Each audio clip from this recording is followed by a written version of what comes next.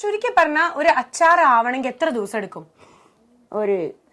ഒരു മാസം വേണം. ഒരു മാസം വേണം. അത്രയും ടേസ്റ്റ് ഉള്ള അച്ചാർ എന്താ പറയാ അതിന്റെ തനതായിട്ടുള്ള രീതിയിൽ കഴിക്കാൻ വേണമെങ്കിൽ ഇന്നിട്ടിട്ട് നാളെ കഴിക്കാം. പക്ഷെ അപ്പൊ പൊന്നുമാമിയുടെ അച്ചാർ ആവില്ല. 3 മാസമെങ്കിലും ആവണം നല്ലോണം സെറ്റ് ആവാൻ. ഓക്കെ, ഇനി എത്ര നാൾ ഇത് ഇരിക്കും? 2 കൊല്ലം. 2 കൊല്ലം ഫ്രിഡ്ജിലേക്കണ്ടേ?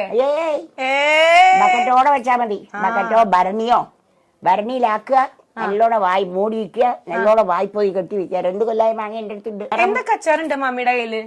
ഇപ്പൊ കുറച്ച് ചെറുനാരങ്ങ ഉണ്ട്. ചോറ് വെക്കട്ടെ? വേണ്ടി വരും. പിന്നെ ചെറുനാരങ്ങ അച്ചാറുണ്ട്. ആവക്ക മാങ്ങ ഉണ്ട്. എന്ത് മാങ്ങ?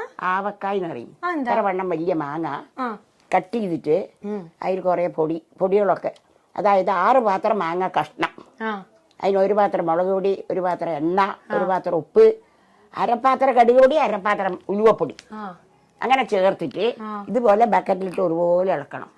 10 ദിവസം അടച്ചു വെക്കണം.